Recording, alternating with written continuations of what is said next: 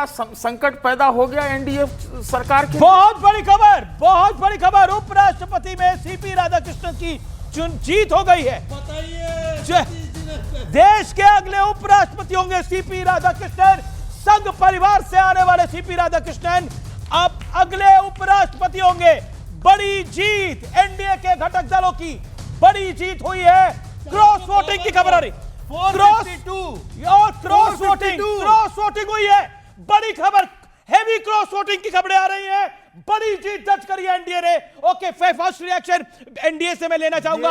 अब big victory for NDA. ये जीत merit की हुई है, ये जीत नैतिकता की हुई है, ये जीत ओबीसी समाज की हुई है, ये जीत तमिलनाडु की हुई है, ये जीत भारत की हुई है। और 452, हमारे अपेक्षित 425 थे, हमारे 452 आए हैं। बहुत एनडीए ने, आप कह रहे थे 4 कम आ रहे हैं। 452, एक सेकंड रुकिए सतीश जी। 452, 452 वोट, इतिहास बना है एक बार फिर से। एनडीए ने बहुत बड़ी जीत दर्ज करी है। ओके, सत्यप्रकाश मिश्रा, अभी कुछ देर पहले ही कहा जा रहा था देखिए कितना नंबर आएगा कितना नहीं आएगा, लेकिन 452 ये नंबर तो एनडीए ने भी नहीं लगाया था। ये एक बड़ी जीत है लोकतंत्र में, जहां लोकतंत्र चारों तरफ, देश के चारों तरफ बिखर रहा हो और भारत में लोकतंत्र 452 के साथ खड़ा हुआ हो। इसका मतलब साफ है कि जो एनडीए का कैंडिडेट दिया गया वो सबको पसंद आया और अधिक वोट उनको पड़े। इसके लिए आप बधाई दे सकते हैं प्रधानमंत्री जी को, पूरी एनडीए के महाराष्ट्र के गवर्नर के लिए वोट किया है। अमित जी, मैं चाहता हूं कि एक बार मैं एक सेकंड, मैं एक बड़ी खबर बता रहा हूं, बड़ी खबर बता रहा हूं, बड़ी डेवलपमेंट है।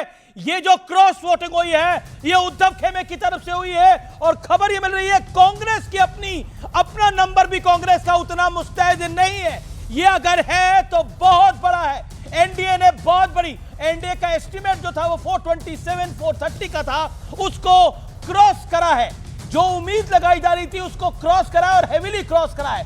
अबे दुबे, देखिए जीत निश्चित थी सीपी राधाकृष्णन की, लेकिन इतनी भव्य और बड़ी जीत होगी इसका अंदाजा नहीं था। क्रॉस वोटिंग हुई है, इंडिया खेमे को बड़ा नुकसान हुआ है। इसका मतलब यह बड़ा नंबर है 452।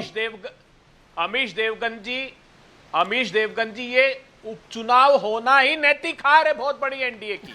क्यों हुआ ये देश को, लोगों को जानना चाहिए। अरे आप ये बताइए, इंडिया अलायंस का नंबर क्यों कम हुआ, कांग्रेस का नंबर क्यों कम हुआ, उद्धव सेना क्यों उड़ गई, व्यवस्था जवाब दीजिए।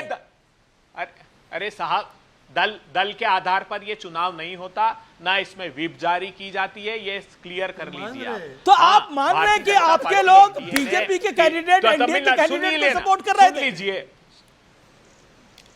देख, कैंडिडेट तो सभी से वोट मांगा था, बीजेपी के भी सारे एमपी को चिट्ठी वोट करके चले गए, उम्मीदवार ने इंडिया गठबंधन दल के। ओके सतीश जी, आपका मैं कह रहा हूं कि नहीं झूठे तब तो। अरे नहीं सतीश जी बोलिए आप। मैं क्या, आप पूछिए तब। मेरा प्रश्न है कि ये एनडीए को बड़ी जीत मिली है नंबर्स के हिसाब से। बिल्कुल, देखिए ये कोई तो चुनाव इस दृष्टि से था ही नहीं, लेकिन फिर भी ये लोग इतना कवायद कर रहे थे, इसको लेकर के थोड़ा संशय बना हुआ था। मैं एक टिप्पणी करना चाहता हूं कि टीडीपी के 4 सांसदों का गैर हाजिर रहना बराबर है 452 वोट लेने के।